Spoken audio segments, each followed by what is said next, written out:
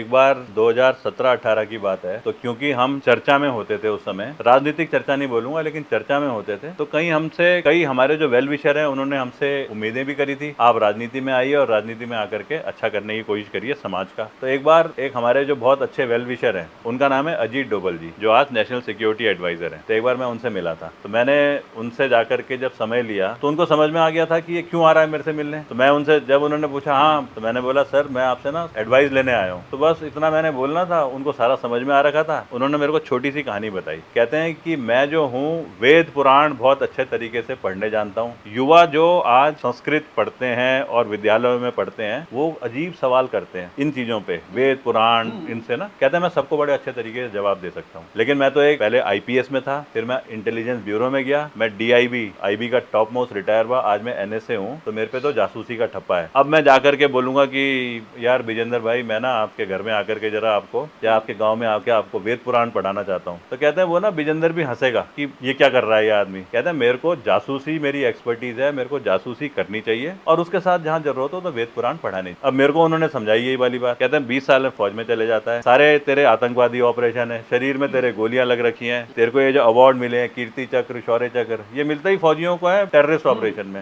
Mountaineering तूने famous करी है, एवरेस्ट एवरेस्ट वो सब इंडियन आर्मी के ये थे। तूने केदारनाथ पुनर्निर्माण करा है, लोग बोलते हैं केदारनाथ पुनर्निर्माण, तू बोलता है ऑपरेशन केदार। तूने यूथ फाउंडेशन शुरू करा, इतने सारों को भर्ती कराया, वो सारे के सारे फौज में गए। कहते हैं अब तू जाकर के बोलेगा कि मैं हेलो, वही उसी जगह जाएगा जहाँ पे कि डोभाल जी ने जाना था। कहते हैं तू जो तेरी खासियत है काम करने की, समाज में जो चीजें करने की, वो तू करते रहे और उसके साथ में जब राजनीति आती है तो उसे भी कर लेना।